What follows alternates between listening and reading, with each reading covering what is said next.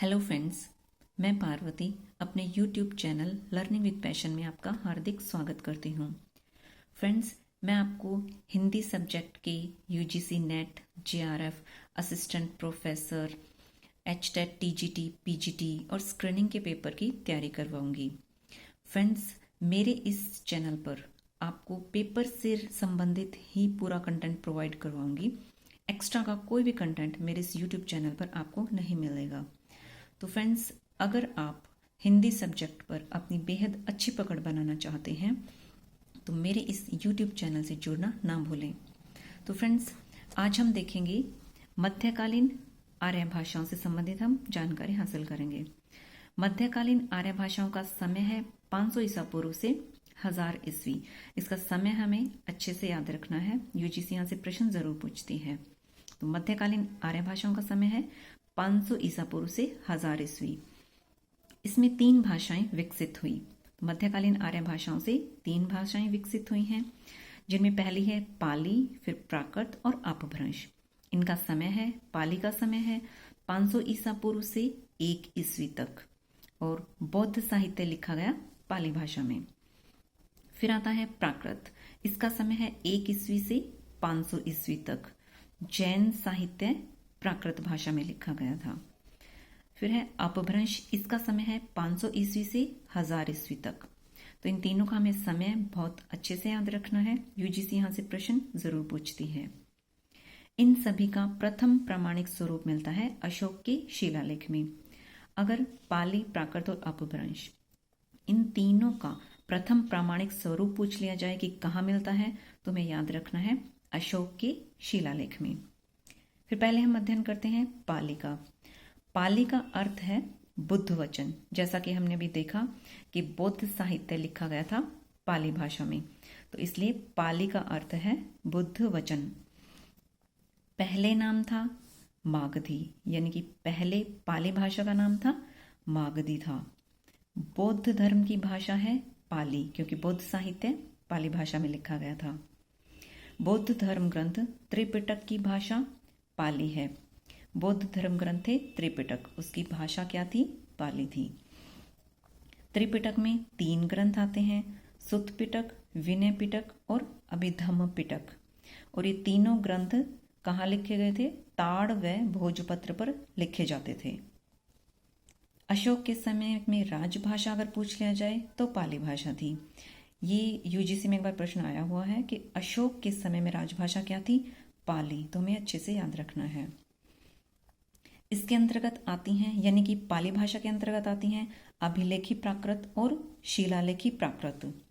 पाली के अंत व प्राकृत के आरंभ के कारण ये नाम दिए गए। जो अभिलेखी प्राकृत और शिलालेखी प्राकृत, ये नाम किस वजह से दिए गए? क्योंकि इस समय पाली का तो अंत हो रहा था और प्राकृत का आरंभ हो रहा था, इसीलिए अभिलेखी प्राकृत और शिलालेखी प्राकृत नाम दिए गए। मध्यकालीन आर्य भाषा को सामान्यतः कहते हैं प्राकृत। जो मध्यकालीन भारतीय आर्य भाषा है उसको सामान्यतः क्या कहते हैं? प्राकृत कहते हैं। फिर है गौड़ बहु रचना है वाक्पति राज की, और प्राकृत को जनभाषा कहा। किसने? वाक्पति राज ने। तो यहाँ से हमारे 2-3 प्रश्न बन जाते हैं।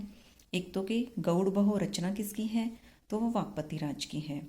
और प्राकृत को जनभाषा किसने कहा अगर पूछ लिया जाए, तो वो वाक्पति राज ने कहा।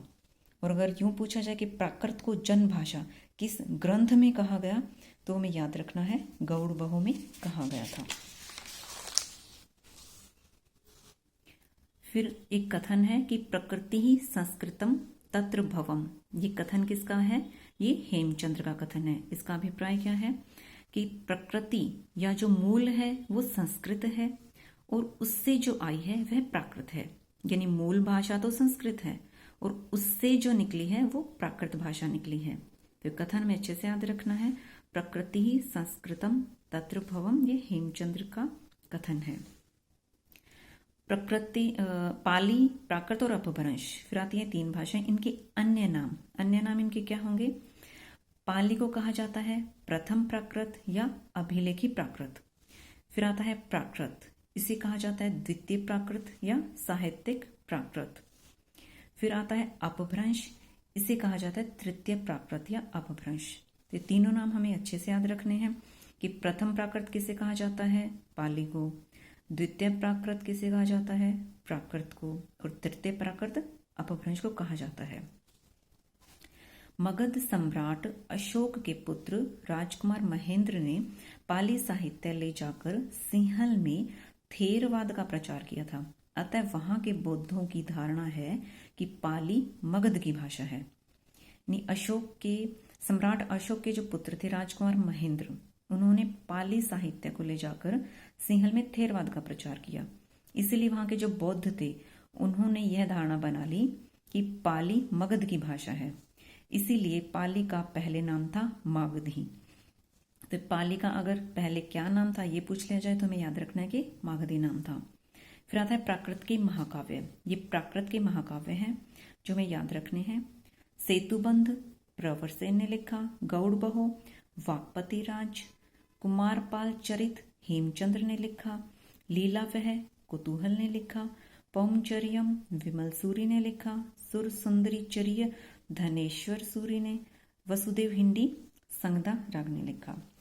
फिर आता है गाहा सत्सई। ये श्रृंगारस प्रधान रचना है, मुक्तक काव्य है और इसमें 700 गाथाएं हैं।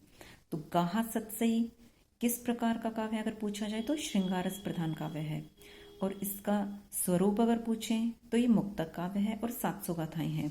सत्सई है तो 700 गाथाएं हैं, हमें याद रखना है। और गाहा सत्सई के संकलन करता हाल सातवाहन है। ये प्रश्न भी पेपर की दृष्टि से बहुत महत्वपूर्ण बनता है, तो इसको हमें बहुत अच्छे से याद रखना है कि गाहा सत्सई के संकलन करता है हाल सातवाहन। फिर है भाषा परक ग्रंथों में महत्वपूर्ण है प्राकृत प्रकाश वररुचि का है, फिर पाई असद महणवो है, प्राकृत पेंगलम प्रसिद्ध रचना ये हेमचंद्र की है। संस्कृत भाषा कर्कश और प्राकृत भाषा सुकुमार है। ये कथन बहुत महत्वपूर्ण है, हमें बहुत अच्छे से याद रखना है। ये राजशेखर ने कहा था। भरत मुनि ने नाट्य शास्त्र में उल्लेख किया है 7 प्राकृतों का। तो भरत मुनि ने अपने ग्रंथ नाट्य शास्त्र में कितने प्राकृतों का उल्लेख किया है तो हमें याद रखना है 7 प्राकृतों का उल्लेख किया है। पहला है शौरसेनी, फिर मागधी, अर्धमागधी, दक्षिणात्य, बाह्यलकी, अवंती और प्राच्या। तो ये पे हमारा पाली का चैप्टर पूरा हो गया है। अगली वीडियो में हम प्राकृत के बारे में जानकारी हासिल करेंगे। तो मेरे साथ बने रहने के लिए आप सभी का बहुत बहुत धन्यवाद।